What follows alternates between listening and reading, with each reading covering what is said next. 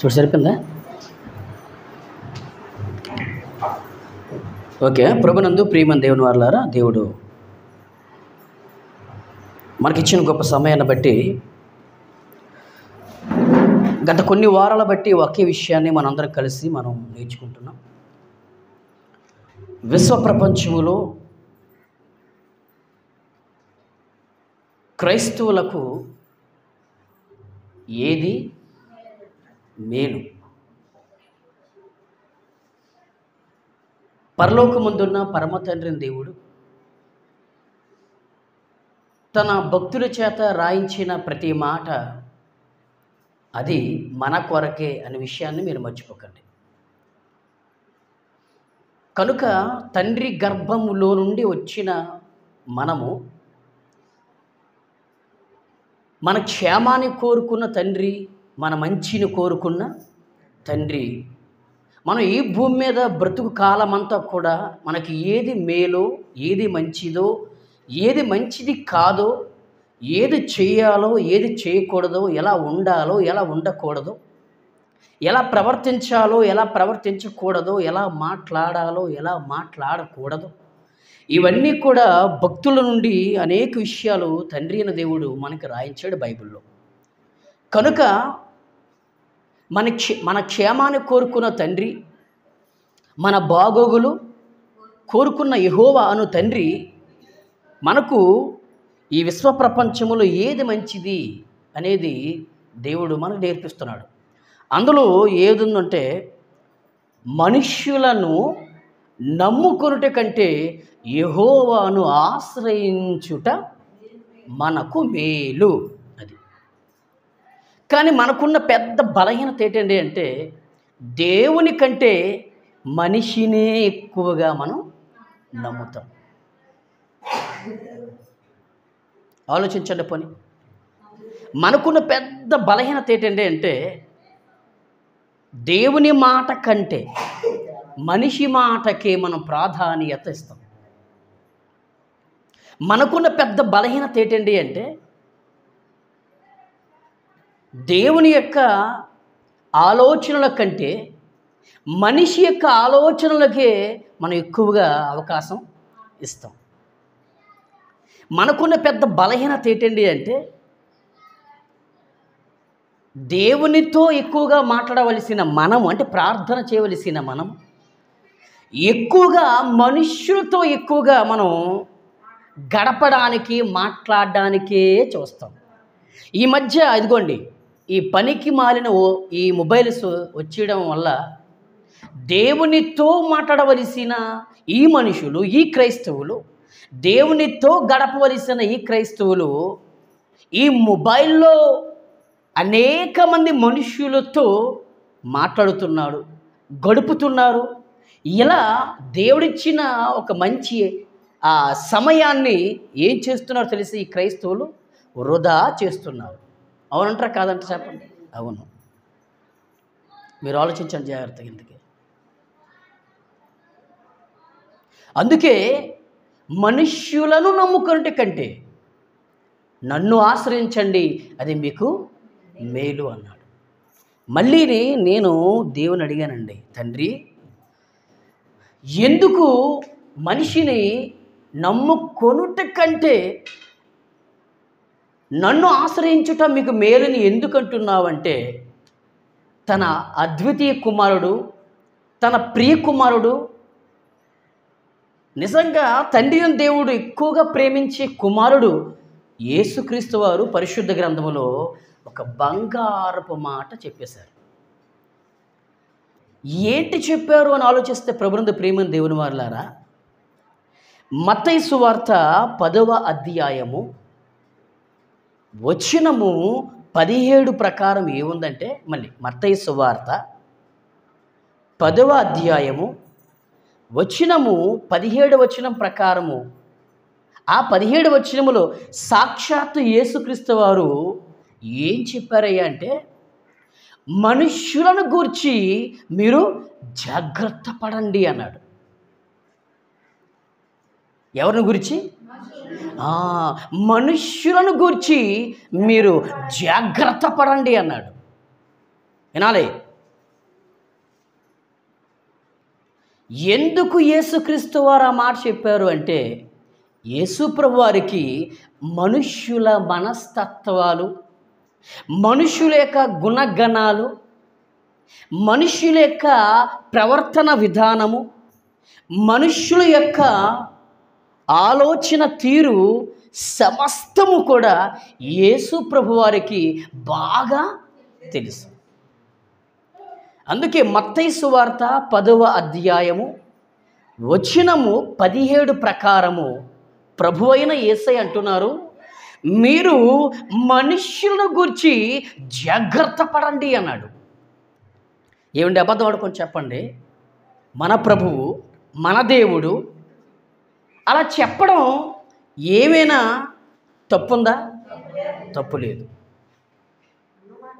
అంటే మనుష్యులను నమ్ముకొనుట కంటే దేవునినే మనం నమ్మాలి అని ఎందుకు అంటుంది బైబిల్ అంటే, ఎందుకు మనుష్యులను ఎందుకు మనం నమ్మకూడదు అసలు అంటే, మనకి ఈరోజు ఒక జవాబు అంటే, మనుష్యులను గూర్చి మీరు జాగ్రత్త పడండి.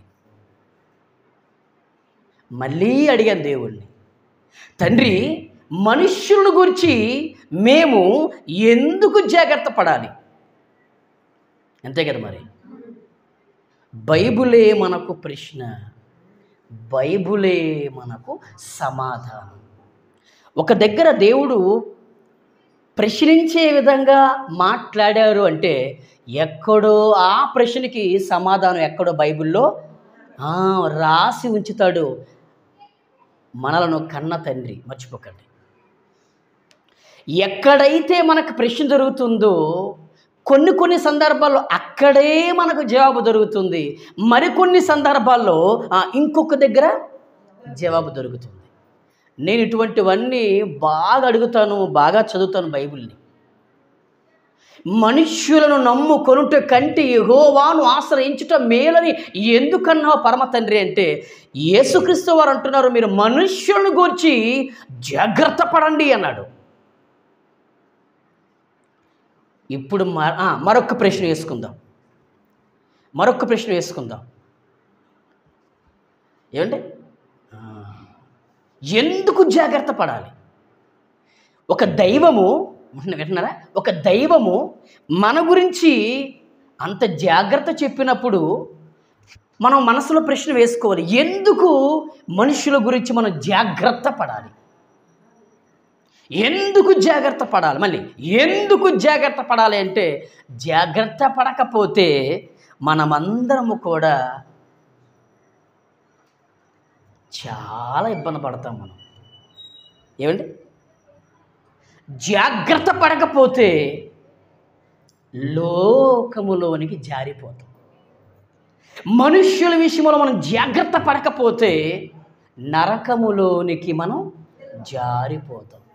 అలా జారిపోకుండా ఉండాలి అంటే కంపల్సరిగా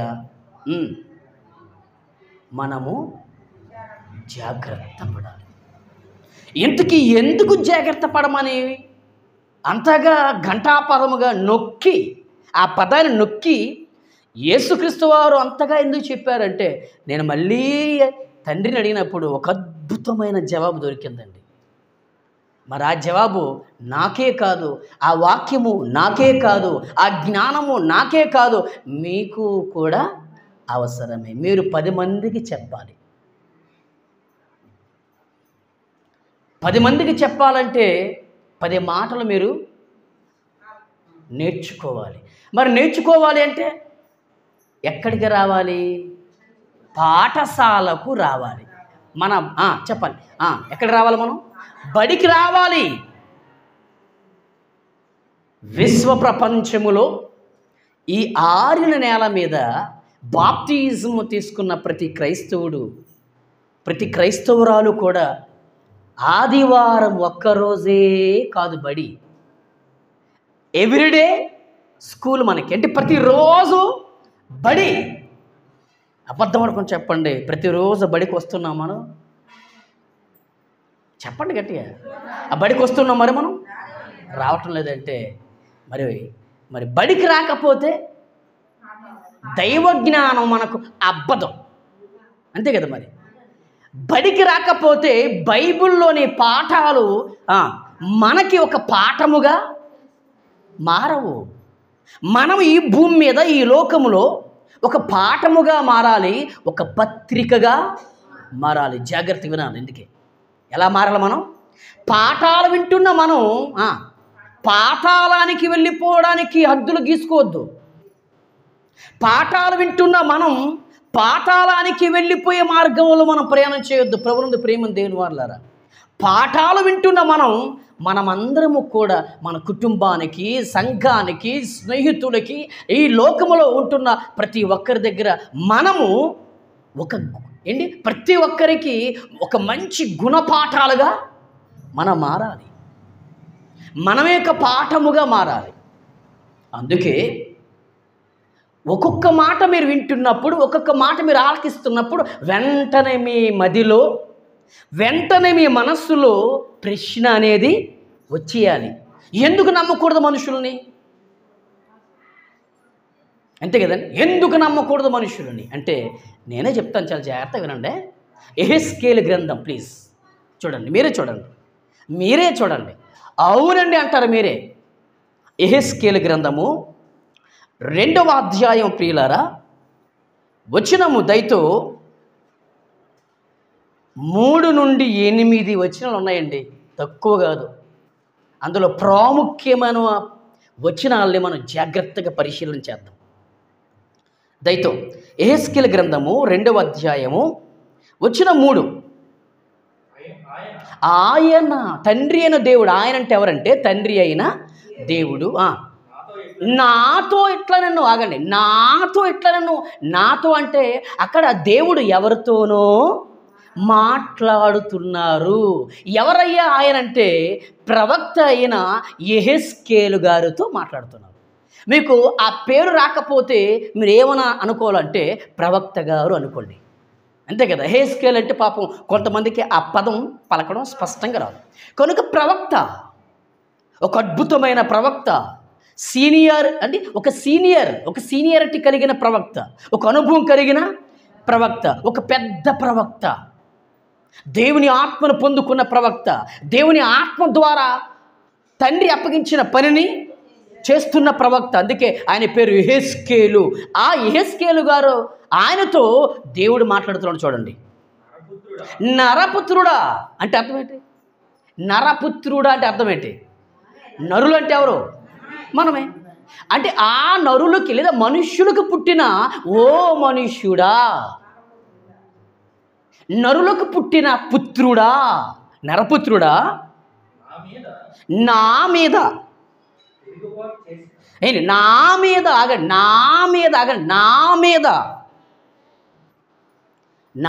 అంటే ఎవరు తెలుసు? అక్కడ ప్రవక్త గారి మీద అనుకున్నారా? లేదా సేవకుడి మీద అనుకున్నారా? కాదండి, కన్న తండ్రి. అది మాత్రం మీరు మర్చిపోకండి, చచ్చినంతవరకు మర్చిపోకండి. కన్న తండ్రి అయినా అంటే నిన్ను నన్ను కన్నాడు,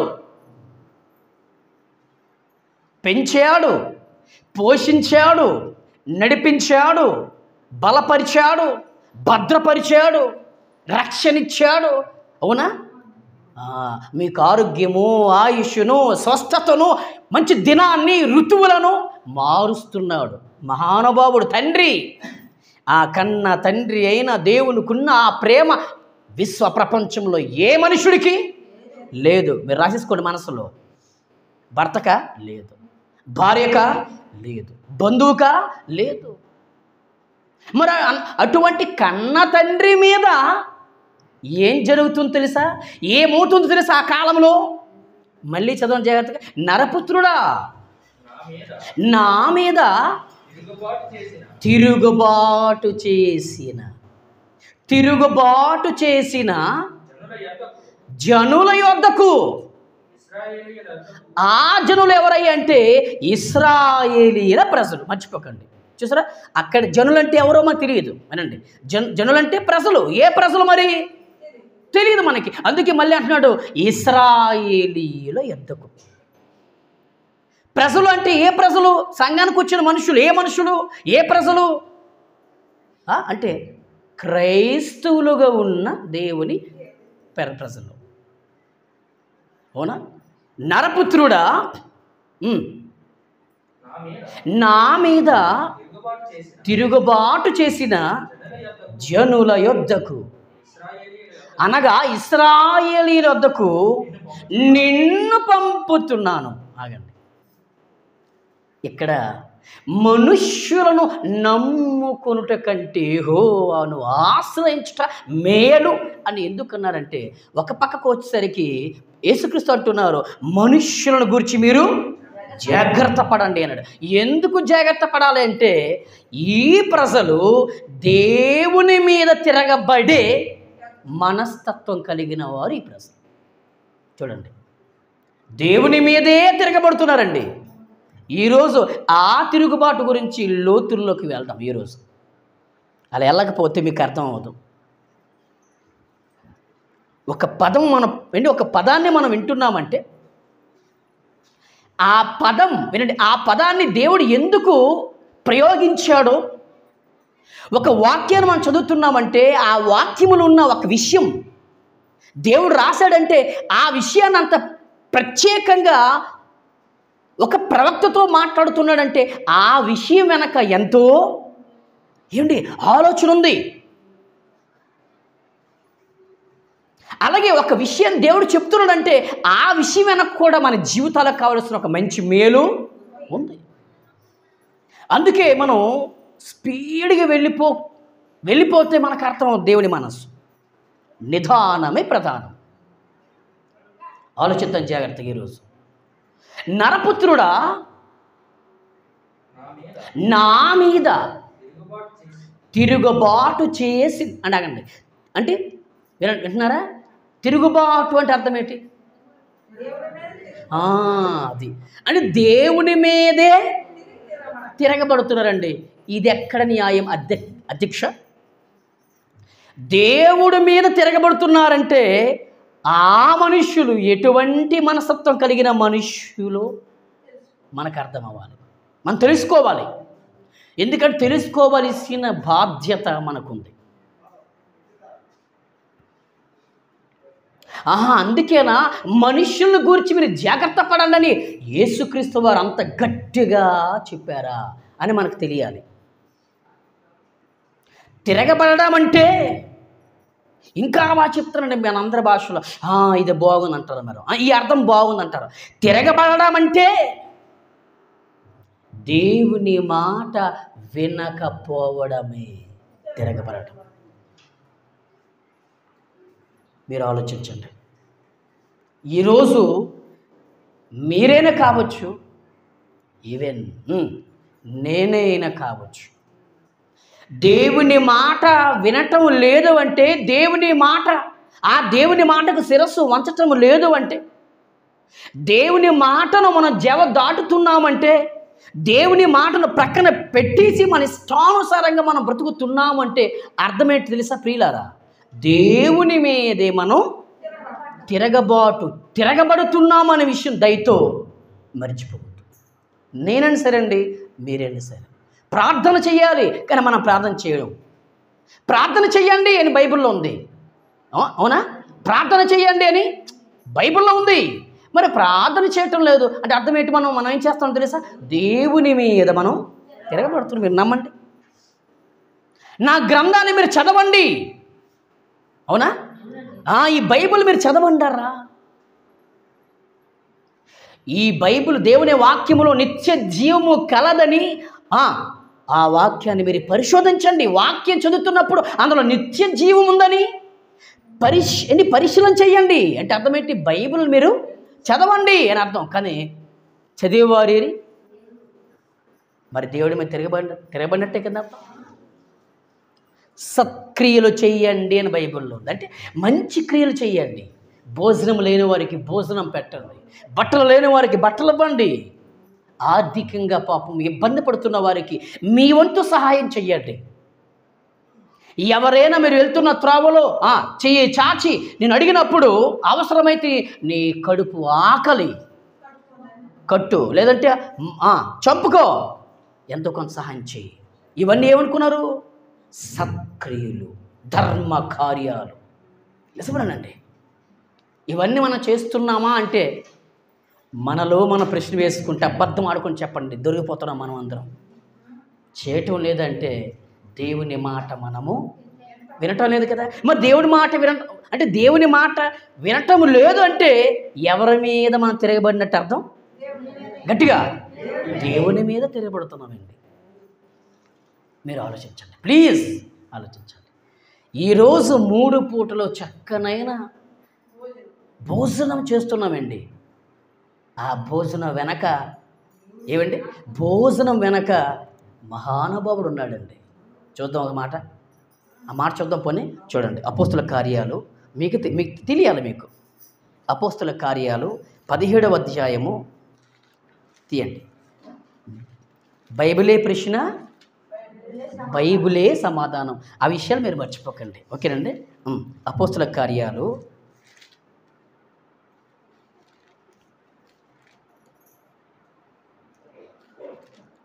ఏమండి?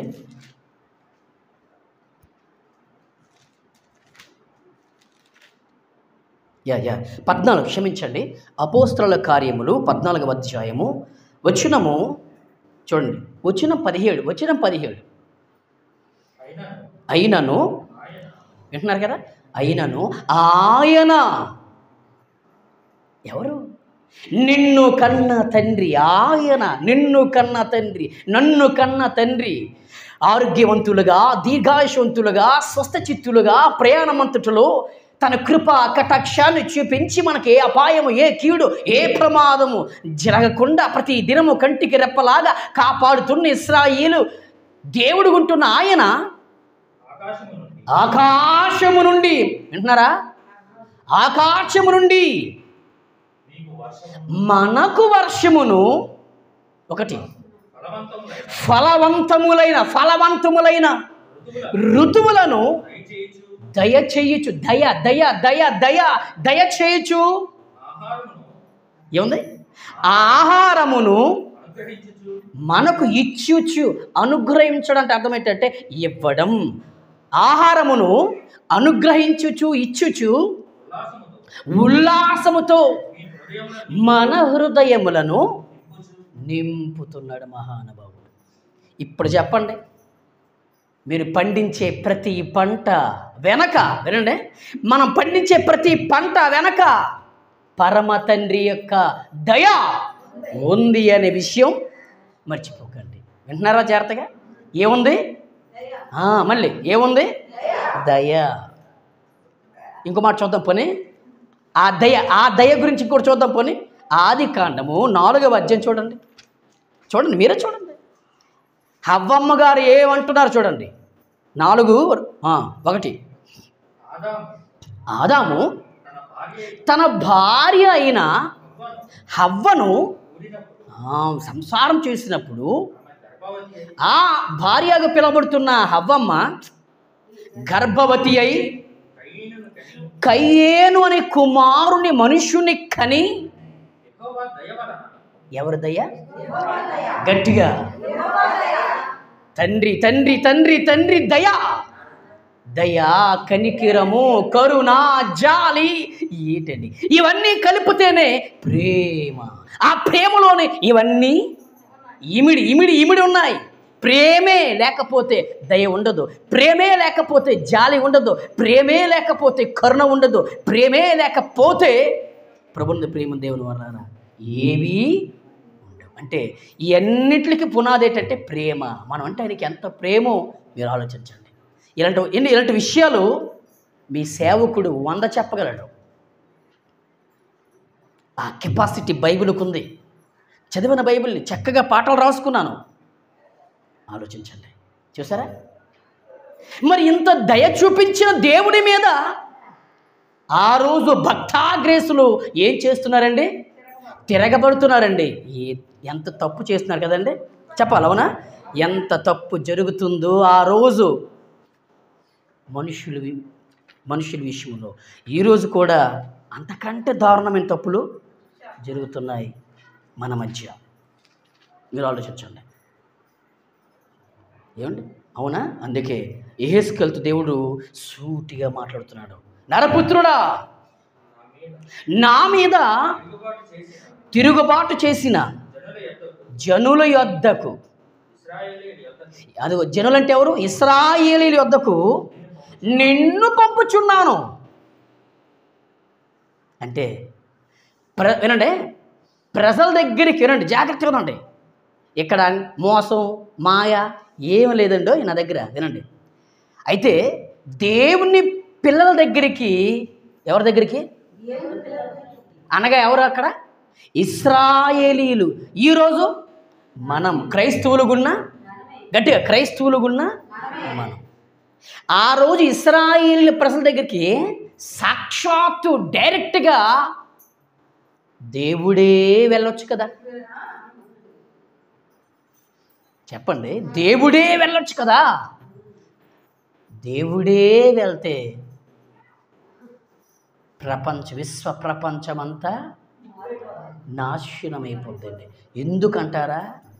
ఆయన మహా తేజస్సు. ఇండి ఒక్క క్షణాలు చూడండి, లైట్గా, అంత పెద్ద లైట్గా చూడండి ఒక క్షణం. ఇండి జస్ట్ ఒక 2 సెకండ్లు చూడడానికి మనం అంత ఇబ్బంది పడతాం. అంటే మనిషి తయారు చేసిన కృత్రిమము, మనిషి చేతుల ద్వారా, మనిషి మెదడుతో, ఆలోచనతో తయారు చేసిన ఒక వస్తువుని అంత పర్టిక్యులర్గా మనం చూడలేకపోతే, తూర్పు దిక్కున ఉదయించే సూర్యుడిని మనం, ఆ వెలుగునే మనం చూసి తట్టుకోలేకపోతే, అవునా? ఈ సృష్టిని కలిగించిన సృష్టికర్త అయిన తండ్రి అని దేవుని మనం చూడలేము అని బైబిలే మనకి చెప్పేసింది. మరి అందుకే నాన్న, నా పిల్లలతో మాట్లాడడం ఉందరా, వారు నా మీద తిరగబడినా కూడా వారి మీద నేను ప్రేమ చూపించాలనే నా ఆశ.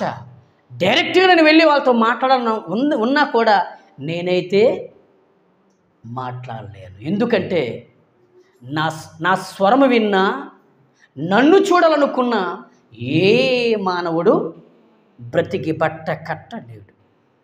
అందుకే నిన్ను ఒక మధ్యవర్తిగా, ఒక సేవకుడిగా, ఒక ప్రవక్తగా, ఒక దీర్ఘదర్శిగా, ఒక నాయకుడిగా నేను నిన్ను నిలబెట్టాను. వెళ్ళు, ప్రజల దగ్గరికి వెళ్ళు. ఇప్పుడు ఆలోచించండి, దేవుని సేవకుడు మనకి ఎంత చెప్పాలి అవసరమో మీకు తెలియాలి. దేవుడే డైరెక్ట్గా రాలేడండి. ఇప్పుడు ఇంకో బంగారు మాట, ఎక్కడైతే 2, 3 నా నామమును బట్టి కూర్చుందరో అక్కడ నేను ఉంటానని చెప్పాడు యేసుక్రీస్తు వారు. మీకు అర్థమైంది? ఇప్పుడు ఎక్కడైతే 2, 3 నా నామమును ఎక్కడైతే కూడి ఉంటారో అక్కడ నేను ఉంటాను అన్నాడు యేసుక్రీస్తు వారు. గావర పడకండి. ఇప్పుడు ఎంతమంది ఉన్నాం? ఎక్కువ మంది ఉన్నాం మనం, 2, 3 కంటే. మరి ఇప్పుడు నేను ఉంటానన్నప్పుడు ఏది ఎక్కున్నాడు యేసుక్రీస్తు? ఏమండి? యేసుక్రీస్తు ఏది ఎక్కున్నారు? ఆ భౌతిక సంబంధమైన దేహం ఏది? ఈ శరీరంతో మనకి కనబడాలి కదా. ఎక్కడ ఎక్కడ ఎక్కడ ప్రభువా ఉన్నావు అడిగితే, నాన్న నేను వాక్య రూపములో వాక్యమై నేను మీ దగ్గర ఉన్నాను రా అన్నాడు దేవుడు. అంటే ఇప్పుడు ఆ వాక్యము మీకు చెప్పింది ఎవరు? గట్టి చెప్పండి. ఆ వాక్యము మీకు చెప్పుతుంది ఎవరు? సేవకుడు. అంటే ఎంత అవసరమో దేవుని సేవకుడు సంఘానికి మీకు అర్థం అవ్వాలి. ఈరోజు మనకి 2 పాటలు నేర్పిస్తున్నాడు తండ్రి. మనుష్యుల గూర్చి జాగ్రత్త పడండి, అలాగే ఆ మనుష్యులు ఎటువంటి వారో మీకు తెలియాలి, మీకు నేర్చుకోవాలి, మీరు వినాలి. అవునా? మీరు జాగ్రత్త పడాలంటే ఆ మనుష్యుల మనస్తత్వాల గురించి మీకు చెప్పువాడు ఎవరయ్యా అంటే దేవుని తర్వాత ఎవరయ్యా అంటే సేవకుడు. అందుకే నరపుత్రుడా యెహెజ్కేలు, నా బిడ్డల దగ్గరికి వెళ్ళవా? ఏంటండి బాగా ఏమండి నిజం చెప్తున్నాను నేను. అంటే ఈ కాలంలో కొంతమంది మంచి సేవకులు వెళ్ళాలి అనుకున్న సేవకుల్ని రానివ్వకుండా సంఘమే ఆటంక ఆటంక పరులుగా మారిపోయారు ఈరోజు. నేను రియల్ చెప్తున్నాను, ఇది నా అనుభవం. పరిశుద్ధాత్మ దేవుడు ఆయన ఆత్మ సంబంధమైన ప్రేరేపణ నాకు కలిగించి, ఏలియా వెళ్ళు వెళ్ళు వెళ్ళు, వాక్యం ప్రకటించు, వాక్యం చెప్పు. వారు మారాలి, వాళ్ళ బ్రతుకులు మారాలి, వెళ్ళాలి, నువ్వు చెప్పాలి అన్న ఆత్మ ప్రేరేపణ కలిగి సేవకులుగా కొంతమంది ప్రేరేపింపబడినా ఆ ప్రేరేపణతో సేవకుడు పని సంఘం దగ్గరికి వెళ్ళాలనుకున్న సంఘం మాత్రం చెప్పండి ఏమైపోతుంది? సరళత కలిగిన సన్మార్గములో ప్రయాణం చేయవలసిన సంఘం, దేవుడంటే, వాక్యం అంటే, పరలోకం అంటే, అవునా, సంఘం అంటే, సేవకుడంటే ఏమైపోయింది తెలిసి ఈరోజు నిర్లక్ష్య ధారణ అయిపోయింది. ఏమైపోయిందండి? నిర్లక్ష్యం. ప్రార్థన లేదు, అవునా, ఆరాధన లేదు, ఆత్మీయత లేదు, భక్తి పోయింది, ఆత్మీయులు చచ్చారు. అయ్యో, ఆత్మీయులు చచ్చిపోతున్న మమ్మల్ని మళ్ళీ వాక్యం చేత బ్రతికించవలసిన బాధ్యత మా సేవకుడిదే అనుకుని ముందుకొచ్చి ఒక అడుగు వేసేవారు ఎవరు లేరండి ఈరోజు కొంతమంది. అందుకే మీరేనా జాగ్రత్త పడండి అంటున్నాడు దేవుడు. జాగ్రత్త, బి కేర్ఫుల్. మనకు కావలసింది వాక్యం. ఆ వాక్యమే లేకపోతే ఈరోజు ఎలా ప్రార్థించాలో, ఈరోజు ఎలా బ్రతకాలో, ఎలా ప్రవర్తించాలో, ఎలా మన భక్తిని, మన ఆత్మీయ భక్తి జీవితం అనే ఇల్లుని కట్టుకోవాలో, ఎలా పరలోకపు ఆ సన్మార్గాల్లో ఎలా ప్రయాణం చేయాలో మనకెవరికి తెలియదండి. వాక్యమే మనకు ఒక మంచి భరోసా. మరి ఇప్పుడు ఆ మంచి భరోసా ఇచ్చే వాక్యాన్ని ఎవరు చెప్పాలి? మీకు సేవకుడే చెప్పాలి. అందుకే ఆ సేవకుడు లేదా ఆ ప్రవక్త అయిన యెహెజ్కేలు గారిని నా తండ్రి తన పిల్లల దగ్గరికి పంపిస్తున్నాడు. నాన్న, ఈ ప్రజలు, ఈ బిడ్డలు, ఈ పిల్లలు, ఇశ్రాయేలీయులు నా మీదే తిరగబడుతున్నారా, నాకెంతో బాధగా ఉంది. నీ కడుపున పుట్టిన నీ పిల్లలు ఇంత గారాబంగా పెంచి, ఇంత చక్కగా చూసుకుని నీ పిల్లలు నీ మీద తిరగబడినప్పుడు నీ కన్న ప్రేగు విల్లలాడిపోద్ది. కళ్ళంట నీరు చుక్కలు, రక్తపు చుక్కలు పడతాయంటారు కొంతమంది. ఎందుకు? వారి మాట తీరు బట్టి, వారి గుణగణాల బట్టి, వారి చేష్టాల బట్టి కొంతమంది కన్న తల్లులకు కళ్ళంట రక్తపు చుక్కలు నువ్వు కారుస్తున్నావురా, నీ వల్ల నా కళ్ళంట రక్తపు నీరు కారుతుంది అంటారు కొంతమంది. ఆఫ్టర్లు కదా మనం, ఆయనే అంత నలిగిపోతే, ఆయన అంత బాధపడితే ఆఫ్టర్లు మనం ఎంత అంటే భౌతిక సంబంధమైన విషయం మనకు అర్థమైపోతే ఆత్మ సంబంధమైన, దైవ సంబంధమైన మాట మనకి సులభముగా అర్థమైపోతుందండి. ముగిస్తాను. వెళ్ళు అన్నాడండి. వెళ్ళు నాన్న. ఏం తండ్రి, మీరు వెళ్ళొచ్చు కదా. అంతే కదండి, మీరు వెళ్ళొచ్చు కదా, మీరు వెళ్తేనే వింటారు అంటే, నాన్న వెళ్తానురా, కానీ వారెవ్వరూ బ్రతకరు. నువ్వు వెళ్తే నా వాక్యము చేత వారిని బ్రతికిస్తావు. That is Bible. నిజమేనండి. నేను అందుకే ఎక్కువ నా ప్రసంగంలో ఒక బంగారం మాట అంటాను. ఏంటంటే, తుపాకీ తూట మనిషిని చంపుతుంది, దేవుని మాట మనిషిని బ్రతికిస్తుంది. ఇది మన అనుభవం.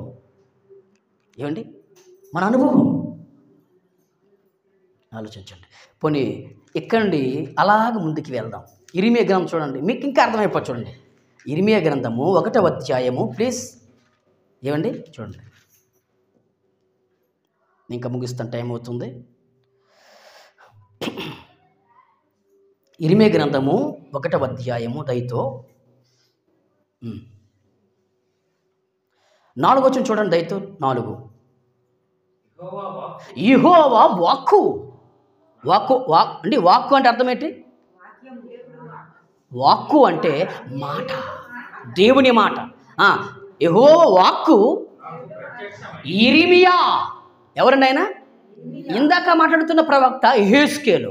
ఈయన ఇరిమియా. ఇరిమియాగున్న నాకు ప్రత్యక్షమై ఈలాగు సెలవిచ్చును డాష్, ఈలాగు సెలవిచ్చును డాష్. ఏమని చూడండి. గర్భములో నేను నిన్ను రూపింపక మునిపే నిన్ను ఎరిగితిని. అది దేవుని యొక్క పవర్. ఏ డాక్టర్కి లేదు, పరమ వైద్యుడికి ఒక్కడికి మాత్రమే ఉంది. ఎందుకు? నిన్ను రూపించింది, నీ రూపుని దిద్దింది మన తండ్రి. సూపర్ కదండి, సూపరా? చూడండి. నీవు గర్భము నుండి బయలు పడక మునిపే నేను నిన్ను ప్రతిష్ఠించి తిని నిన్ను ఎన్నుకున్నాను, నిన్ను పిలుచుకున్నాను. దేనికి తెలుసా? సేవకుడుగా. వినండి. ఎందుకు నియమించాడు, ఎందుకు ప్రతిష్ఠించాడు మీకు అర్థం అవ్వాలి. చూడండి. జనములకు. అది మర్చిపోకండి. ఎవరికి? జనములు అంటే అర్థం ఏంటి? ఇందాక జనములు అనుకున్నాం కదా. జనం అంటే పక్కనే ఉంది, దేవుడు రాయించాడు ఇశ్రాయేలీయులు. ఇక్కడేముంది మరి? జనములు అనగా మనం ఏమర్థం చేసుకోవాలి తెలుసా? ఆనాడు ఇశ్రాయేలీయులు లేదా యూదులైన ప్రజలు. జనములకు ప్రవక్తగా నిన్ను నియమించి తిని. చాలు, ఇప్పుడు అర్థం అయిపోయిందా? అంటే ప్రజలకు మధ్యవర్తి, ప్రజలకు మార్గదర్శకుడు. ఎవరయ్యా అంటే దేవుడు తర్వాత దేవుడు ఏర్పరచుకున్న, దేవుడు నియమించుకున్న ఒక మనిషి. ఎవరయ్యా అంటే సేవకుడు. ఎందుకు? వినండి. ఎందుకు? మీకు దేవుని వాక్యాన్ని చెప్పడానికి. ఈరోజే 2 విషయాలు దేవుడు మనకు బయలుపరిచాడు. ఒకటి, మనుష్యులను నమ్ముకునుట కంటే యెహోవాను ఆశ్రయించటం మనకు మేలు అయితే ఎందుకు మనుష్యులను నమ్మొద్దు? ఎందుకు నమ్మకూడదంటే ఆ మనుష్యులని సృష్టించిన దేవుని మీదే తిరగబడుతున్నారండి. అందుకే నమ్మకూడదు. చాలు. అందుకే ఎవరైతే ఆ మనుష్యులను సృష్టించిన దేవుని మీద తిరగబడుతున్నారో, ఆ దేవుని మాట వినకుండా ఉంటున్నారో, ఆ దేవుడికి దూరంగా ఉంటున్నారో, ఆ దేవుడితో సహవాసం చేయకుండా దూరంగా ఉంటున్నారో అటువంటి మనుషులను అందుకే మనం నమ్మకూడదు. ఎందుకు నమ్మకూడదు అంటే వారు భక్తిహీనులుగా మారిపోతున్నారు కనుక. నిజమేనండి. ఆలోచించండి. ఒక మాట చెప్పి పోనీ ముగిస్తాను, మీకు అర్థం అన్నట్టు చెప్తాను ఒక మాట. ఓకేనా? సంఖ్యాకాండం చూడండి, వెళ్ళిపోదాం. సంఖ్యాకాండము 20వ అధ్యాయం ప్రియులరా. సంఖ్యాకాండము 20వ అధ్యాయము వచ్చిన 24 చూడండి. 24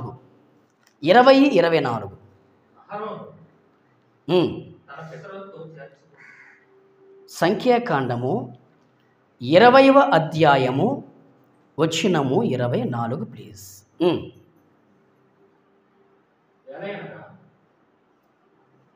అది కదండి, అది కాదు. అదేనా? ఎస్, చూడు 24. ఏలయనగా 24. ఎస్, ఏలయనగా మెరీబా జలముల యొద్ద నా మాట వినక. ఏమండి? నా మాట వినక. ఏమండి? నా మాట వినక. మర్చిపోకండి మీరు. నా మాట వినక మీరు నా మీద తిరుగుబాటు చేసి. అది అందుకన్నా మీకు అర్థం చెప్పాను. తిరగబడడం అంటే అర్థం ఏంటంటే దేవుని మాట వినకపోవడం. ఇప్పుడు జవాబు వచ్చింది లేదా? అమ్మయ్య, మనసు ప్రశాంతంగా ఉంటుంది మనకి. నాకైతే అంతే. అంటే దేవుని మీద మనం తిరగబడుతున్నాం అంటే దేవుని మీద తిరగబడిన ఏ మనిషిని కూడా